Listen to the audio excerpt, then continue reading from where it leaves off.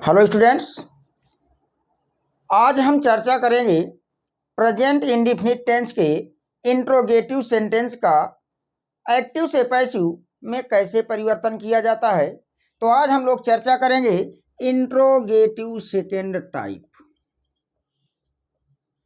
Interrogative second type, first type का last class में देखा था, आज हम सेकेंड टाइप का देखेंगे।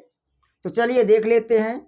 आपका एक्टिव है, यहाँ पर आपका आ जाएगा क्वेश्चन वर्ड, उसके बाद आपका आ जाएगा डू या डज, फिर क्या आएगा सब्जेक्ट, सब्जेक्ट के बाद क्या आएगा वर्ब की फर्स्ट फॉर्म, आगे क्या आएगा ऑब्जेक्ट। अब इसका हमें क्या बनाना है पैसिव। तो जब इसका हम पैसिव बनाएंगे तो क्वेश्चन वर्ड के स्थान पर क्वेश्चन वर्ड रख देंगे, बट याद रहे कि इस क्वेश्चन वर्ड के रूप में केवल 4 शब्द आपको याद रखना है, वेयर, व्हाई, व्हेन, हाउ। ये 4 शब्द हैं। अगर आपको क्वेश्चन वर्ड के रूप में मिल जाते हैं तो इनको शुरू में ही रख दिया जाएगा, क्योंकि यदि एक्टिव वॉइस आपका इंट्रोगेटिव सेकेंड टाइप में है तो पैसिव वॉइस भी इंट्रोगेटिव सेकेंड टाइप में ही बनना चाहिए। तो आपके 4 शब्द हैं वेयर, व्हाई, व्हेन, हाउ। ये 4 ऐसे शब्द है कि क्वेश्चन वर्ड के रूप में मिल जाएं तो इनको शुरू में क्वेश्चन वर्ड ही बना के रख दिया जाएगा। बाकी और भी क्वेश्चन वर्ड होते हैं लेकिन उनका पैसिव वॉइस कुछ डिफर भी बन जाता है। इसके बाद फिर आपका जो है यहाँ पर क्या आ जाएगा, न्यू ऑक्सिलरी वर्ब आएगी according to new subject, is, am, are. उसके बाद फिर आपका जो ऑब्जेक्ट है उसको क्या बना दिया जाएगा सब्जेक्ट, पास्ट पार्टिसिपल यूज कर लेंगे, और जो आपका सब्जेक्ट है उसको क्या बना दिया जाएगा ऑब्जेक्ट, और उसके पहले क्या लगा दिया जाएगा बाई। तो क्वेश्चन वर्ड को क्वेश्चन वर्ड बना देंगे। डू या डज ऑक्सिलरी वर्ब है, न्यू ऑक्सिलरी वर्ब आएगी इज, एम, आर, लेकिन न्यू सब्जेक्ट के अनुसार, जब ऑब्जेक्ट को सब्जेक्ट बनाओगे तो सब्जेक्ट के अनुसार इज, एम, आर लाना है। फिर आपका जो मेन वर्ब है उसका पास्ट पार्टिसिपल यूज कर लेना है, सब्जेक्ट को ऑब्जेक्ट बना लेना है, उसके पहले बाई लगा लेना है, आपका एक्टिव से पैसिव बन जाएगा। जैसे कह दिया जाए एक्टिव में where does Mohan play cricket, ये आपका एक्टिव आ गया। कहा इसका पैसिव बनाना है, तो जैसे ही इसका आप पैसिव बनाओगे, पैसिव बनाने से पहले आप आइडेंटिफाई कर लीजिए। वेयर आपका क्या है क्वेश्चन वर्ड, डज क्या है ऑक्सिलरी वर्ब, मोहन क्या है सब्जेक्ट, प्ले क्या है वर्ब की फर्स्ट फॉर्म, क्रिकेट क्या है ऑब्जेक्ट। आप पैसिव वॉइस वाले स्ट्रक्चर में रखिए और आसानी से बनाते चले जाइए। तो क्वेश्चन वर्ड के रूप में वेयर आया है तो सबसे पहले आप क्या लिख देंगे वेयर। क्रिकेट को सब्जेक्ट बनाएंगे, सिंगुलर नंबर में है इसलिए इज आ जाएगा, आगे क्या लिख दिया जाएगा subject cricket. Where is cricket, third form ले आएंगे तो क्या बन जाएगा प्ले का third form played by Mohan. ये बन गया आपका एक्टिव से पैसिव। ध्यान दीजिए कि क्वेश्चन वर्ड को क्वेश्चन वर्ड रहने दीजिए, न्यू ऑक्सिलरी वर्ब लाइए अकॉर्डिंग टू न्यू सब्जेक्ट, और उसके बाद पास्ट पार्टिसिपल यूज करिए, सब्जेक्ट को ऑब्जेक्ट बनाइए और उसके पहले बाई लगाइए, आपका एक्टिव से पैसिव बन जाएगा। चलिए नेक्स्ट सेंटेंस देख लेते हैं। नेक्स्ट सेंटेंस क्या कहता है, तो नेक्स्ट सेंटेंस आपका है why do you not complete your home work, ये बन के आ गया।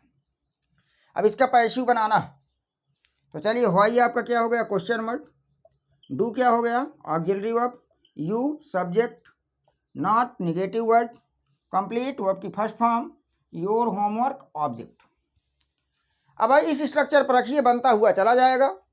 तो सबसे पहले हम क्या लिख देंगे व्हाई, डू है सिंपल प्रेजेंट में जा रहा है, क्या लगाते हैं इज, एम, आर, किसको बनाएंगे योर होमवर्क को सब्जेक्ट बनाएंगे तो इसके अकॉर्डिंग क्या हो जाएगा इज योर होम वर्क।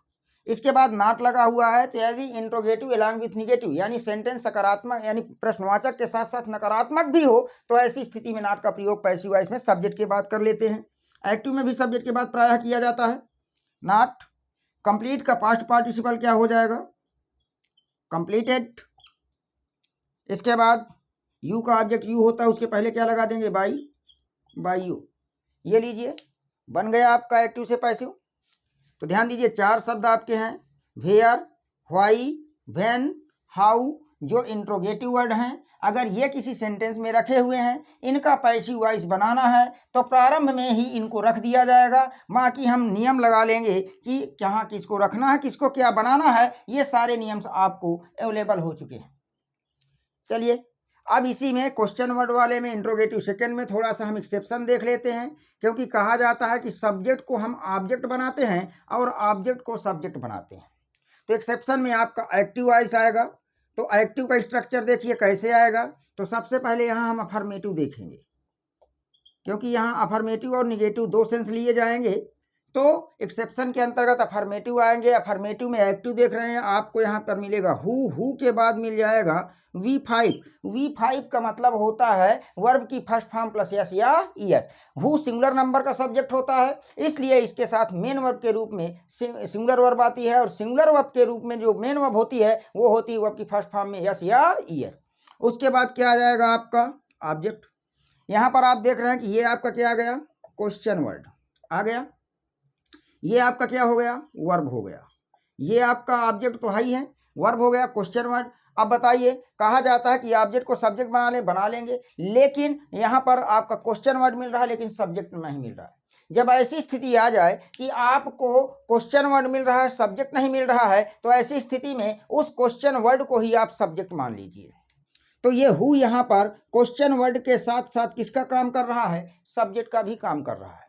अब ऐसी स्थिति में आपको करना क्या है कि जब हु क्वेश्चन वर्ड के साथ साथ सब्जेक्ट का काम कर रहा है और ये इंट्रोगेटिव सेकंड में जा रहा है, तो पैसिव भी इंट्रोगेटिव सेकंड में जाएगा। तो इसका जब आप पैसिव बनाओगे तो इस रूप में बना लेना, टू या फिर बाई हूँ, टू या बाई हूँ। पैसे मैंने कहा कि सब्जेक्ट को ऑब्जेक्ट बनाएंगे तो हु का ऑब्जेक्ट क्या होता है? हूँ, और ऑब्जेक्ट के पहले क्या लगा देते हैं? बाई। लेकिन कुछ ऐसी कंडीशन भी आएगी जहां बाई प्रीपोजिशन का प्रयोग ना करके बल्कि किसका किया जाएगा? टू का। इसलिए मैंने यहाँ दोनों रख दिया, टू होम कह दो या फिर बाई होम कह दो।